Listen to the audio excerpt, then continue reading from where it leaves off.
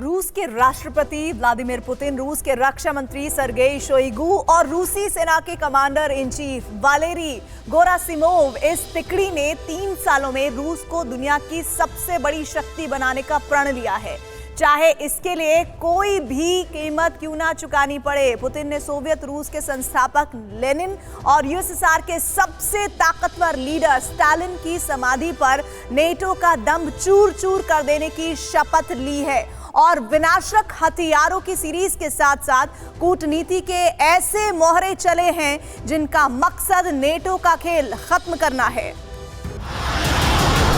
ये वीडियो 21 जनवरी का है।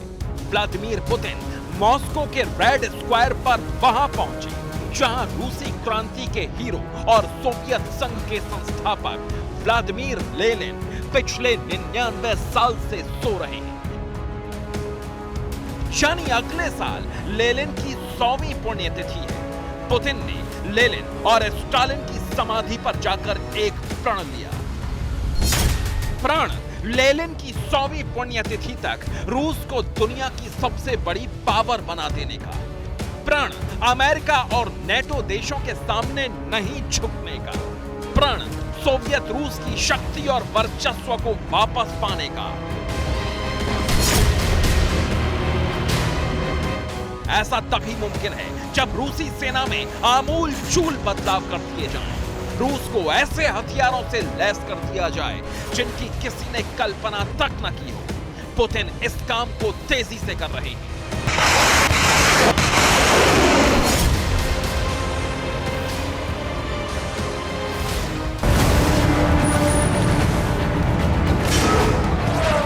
रूस के रक्षा मंत्री सर्गेई शोइगु ने कहा कि सैन्य संरचना को पुनर्गठित करने का फैसला किया गया है। उन्होंने कहा कि आने वाले 3 सालों में नेवी, एरोस्पेस और स्ट्रेटेजिक मिसाइल फोर्स को बहुत मजबूत किया जाएगा।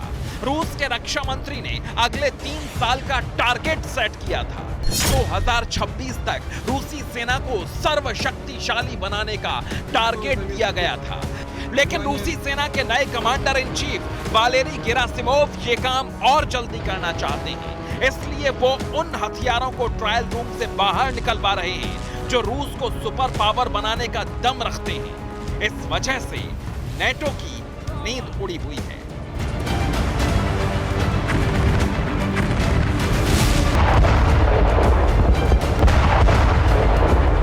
नेटो देश रूस के 3 ईयर प्लान से डरे हुए हैं, क्योंकि रूस सिर्फ सबसे घातक मिसाइलें ही नहीं बना रहा, बल्कि आर्टिफिशियल इंटेलिजेंस से लैस हथियार और वॉर रोबोट भी बना रहा है। अमेरिका और नेटो देशों का जोर फाइटर जेट्स और बॉम्बर्स पर है, लेकिन रूस एक से बढ़कर एक ड्रोन बना रहा है। रूस के हथियार डिपो में ऐसे केमिकल हथियार भी हैं जो हजारों किलोमीटर के इलाके को हमेशा हमेशा के लिए निर्जन और बंजर बना सकते हैं। नेटो देश यूक्रेन को खतरनाक हथियार दे रहे हैं, लेकिन पुतिन ने लेनिन की समाधि पर जाकर होली वॉर की सौगंध उठा ली है। पुतिन ने अपने नए मिलिट्री कमांडर को दुनिया के 50 देशों के खिलाफ विशेष सैन्य अभियान चलाने की तैयारी करने का ऑर्डर दे दिया है। ये वो 50 देश हैं जिन्होंने यूक्रेन को नए हथियार देने के लिए जर्मनी में महा मीटिंग की थी। महायुद्ध से पहले रूस की नौसेना अपनी शक्ति परखने की तैयारी में है।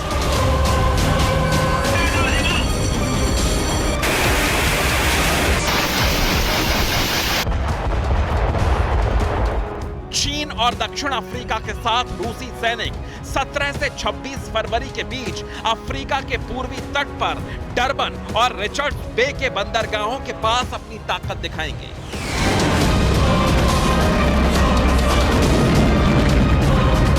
प्रेसिडेंट पुतिन के लेफ्टिनेंट और पूर्व राष्ट्रपति दिमित्री मेदवेदेव ने सनसनीखेज बयान दिया है। उन्होंने एंटी नेटो गठबंधन की बात की है। अगर जंग नेटो वर्सेस एंटी नेटो होती है तो इसमें टीम पुतिन में कौन कौन से देश शामिल होंगे, ये समझ लीजिए। इस खेमे का लीडर होगा रूस, उसके साथ बेलारूस होगा, चीन, उत्तर कोरिया और ईरान के साथ साथ सीरिया भी होगा। इसके अलावा दक्षिण अफ्रीका और पूर्वी अफ्रीकी देश एरिट्रिया होगा। कैरेबियन देश क्यूबा भी पुतिन के साथ खड़ा है। इसके अलावा कभी सोवियत संघ का हिस्सा रहे आर्मेनिया, कजाकिस्तान, किर्गिस्तान और ताजिकिस्तान भी रूस के साथ होंगे।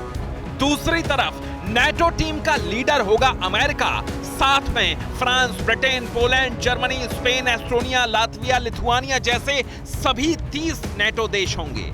इसके अलावा जिस यूक्रेन में युद्ध हो रहा है वो भी टीम बाइडेन में होगा, जापान भी होगा।